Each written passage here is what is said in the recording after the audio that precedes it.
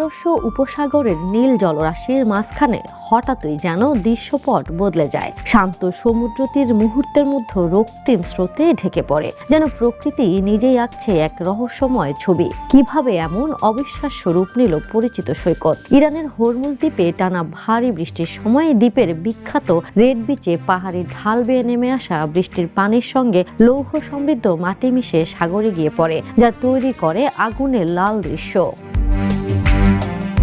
সম্প্রতি ইন্টারনেটে বিপুল আলোচনার জন্ম দিয়েছে ইরানের হরমুজ দ্বীপের সিলভার ও রেড বিচ। সেখানকার এক ভ্রমণ গাইড ইনস্টাগ্রামে একটি ভিডিও আপলোড করে লিখেছেন, হরমুজের বিখ্যাত রেড বিচের ভারী বৃষ্টির শুরু। ভিডিওটিতে দেখা যায় শক্তিশালী বৃষ্টির ঝাপটায় সৈকতের পাহাড়ি ঢাল বর্ষা জলে ভিজছে। মাটির অংশ সাগরের পানির সঙ্গে মিশে সাগরকে উজ্জ্বল লাল রঙে রূপান্তরিত করছে। অন্য একটি ভিডিওতে মানুষরা বৃষ্টির মধ্যে লাল সাগর দেখতে মুগ্ধ হয়ে দাঁড়িয়ে আছে। টাইমস অফ ইন্ডিয়ার তথ্য অনুযায়ী এই রক্তিম রূপের কারণ হলো পাহাড়ি মাটির লৌহ অক্সাইডের উচ্চ মাত্রা। বৃষ্টির পানি যখন এই লৌহ সমৃদ্ধ মাটির উপরে পড়ে, তখন স্রোত বা নদীর মতো জললালাভ হয়ে যায়। যদিও এটি বছরের যে কোনো সময় ঘটতে পারে, তবে বিশেষ খনিজ সমৃদ্ধ মাটির কারণে এটি খুবই বিরল।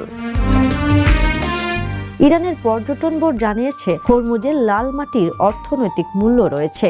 এটি বহু বছর ধরে বিভিন্ন শিল্পে ব্যবহার করা হয়েছে, যেমন রং, প্রসাধনী, কাঁচ ও সিরামিক। সৈকতের ধারে পাহাড় থাকার কারণে লাল সৈকত এবং লাল ঢেউয়ের দৃশ্য একেবারে অনন্য। এছাড়া সূর্যোদয় বা সূর্যাস্তের সময় ধারের রৌপ্য ঝলমলে বালি বিশেষভাবে মুগ্ধকর দেখায়।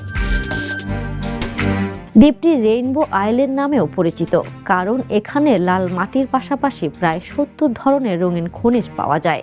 নাসা আর্থ অবজারভেটরি জানিয়েছে, পাহাড়ের মধ্যে থাকা কাদা, কার্বনেট, সেল এবং লৌহ সমৃদ্ধ আগ্নেয়শিলার স্তরগুলো পানির সঙ্গে মিশে উজ্জ্বল লাল, হলুদ ও কমলা রঙের চমকপ্রদ দৃশ্য তৈরি করেছে। এই আশ্চর্যপ্রদ প্রাকৃতিক সৌন্দর্য শুধু ইরানেরই নয়, বিশ্ববাসীরও নজর কেড়েছে। আন্তর্জাতিক ডেস্ক, দ্য নিউজ।